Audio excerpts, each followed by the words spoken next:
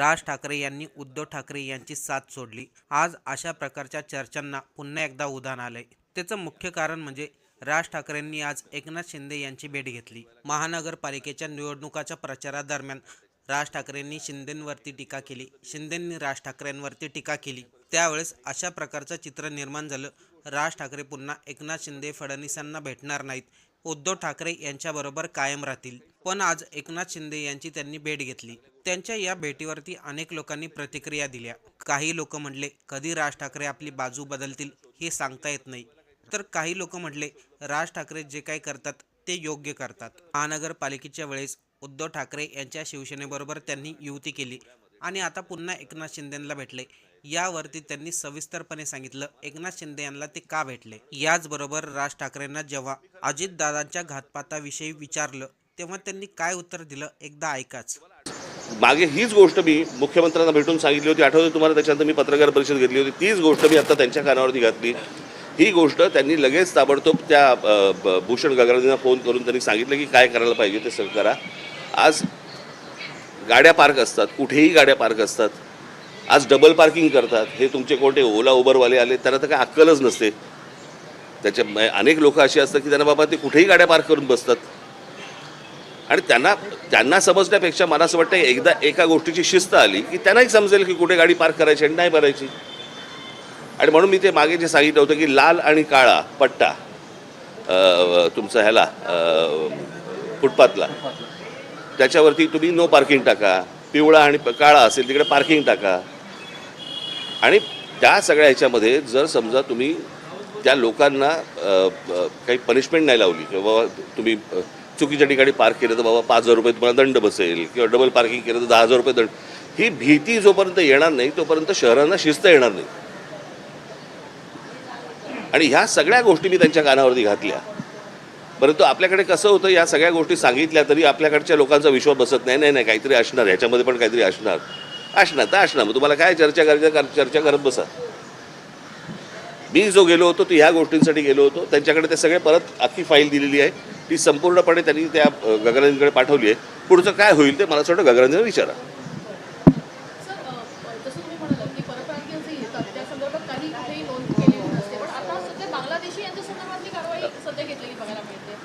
प्रश्न असा आहे ना की या सगळ्या गोष्टींचा विचका झालेला आहे। आपल्याकडे कुंपणच शेत खातंय। या सगळ्या लोकांना आधार कार्ड आणि रेशन कार्ड आणि सगळ्या गोष्टी कार्ड देणारी माणसं इथलीच आहेत ना, त्यांच्यावर कारवाई कोण करणार? माणसं येत आहेत त्याला तुम्ही फुल प्रूफ त्यांना अख्ख्या सगळ्या गोष्टी त्यांच्या हातामध्ये देताय, हे देणारी माणसं कोण आहेत? आपलीच माणसं आहेत ना, त्यांच्यावर कधी कारवाई होणार आहे?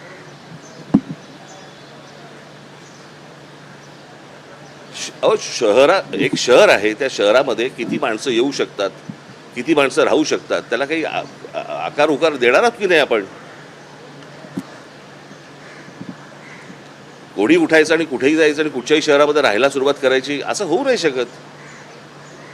मला असं वाटतं या गोष्टींचा राज्य सरकारने आणि केंद्र सरकारने दोघांनी विचार केला पाहिजे। ज्यांच्याकडे आपण बघतोय जी चांगली शहरं म्हणून बर्बाद होणार झालेलीच आहेत।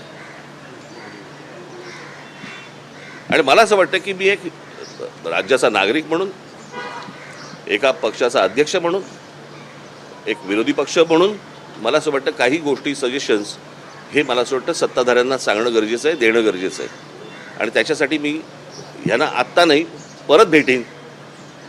ह्याच्यानंतर तुम्हाला काय राजकारणाच्या चर्चा करायच्या असतील त्या तुम्ही करत बसा। मी जो गेलो होतो, आणि दुसरी गोष्ट म्हणजे ज्याला मी सुरुवात करताना सांगितलं होतं की एक निकोप राजकारण हे महाराष्ट्रामध्ये पूर्वी होतं की निवडणुका संपल्यानंतर सगळेजण एकमेकांना भेटायचे, काही बोलणं व्हायचं, काही व्हायचं।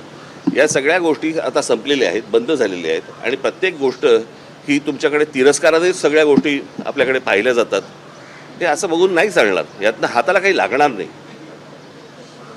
आणि मला असं वाटतं की विरोधी पक्षाची भूमिका ही योग्य रीतीने पार पाडली पाहिजे।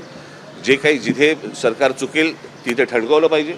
आणि सरकारला मला असं वाटतं की, आणि हे उद्या आम्ही सरकारमध्ये असू त्यांनी हीच गोष्ट केली पाहिजे। या पद्धतीनेच मला असं वाटतं राज्य चाललं पाहिजे, तरच लोकांच्या हाताला काहीतरी गोष्टी लागतील, अन्यथा काही लागायचं नाही। काय आहे, आपल्याकडे आता पूर्वीसारखी निकोप राजकारण राहिलेलं नाही।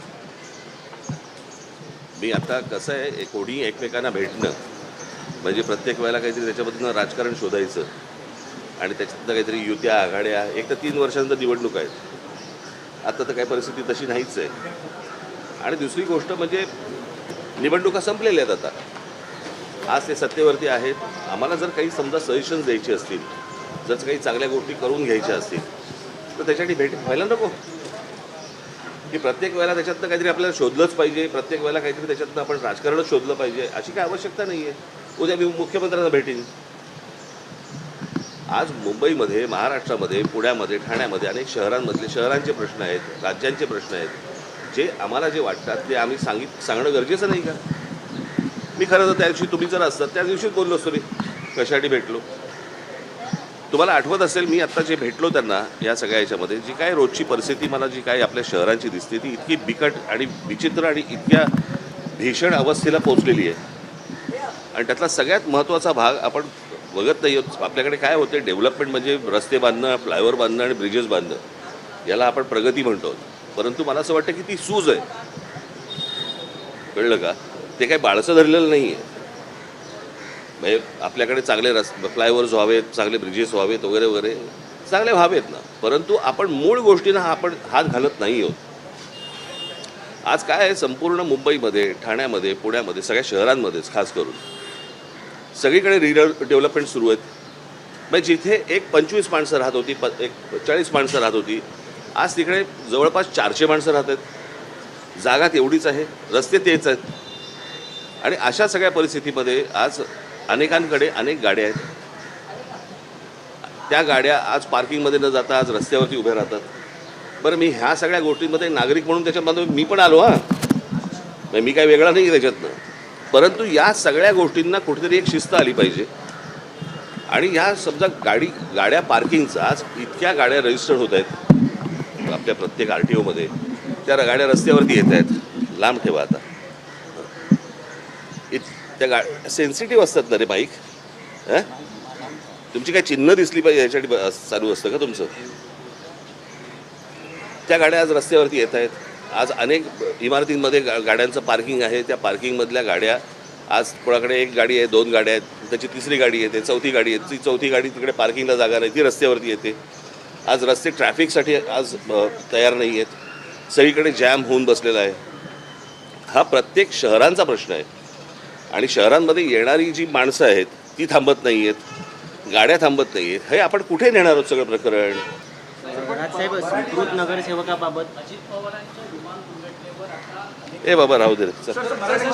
आपण सर्वांनीच ऐकलं राज ठाकरे यांनी काय उत्तर दिलं.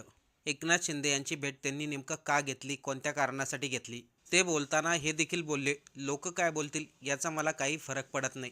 लोकांचे जे प्रॉब्लेम आहेत, लोकांच्या ज्या समस्या आहेत त्या कशा प्रकारे दूर होतील याबाबत मी एकनाथ शिंदेंना बोललोय.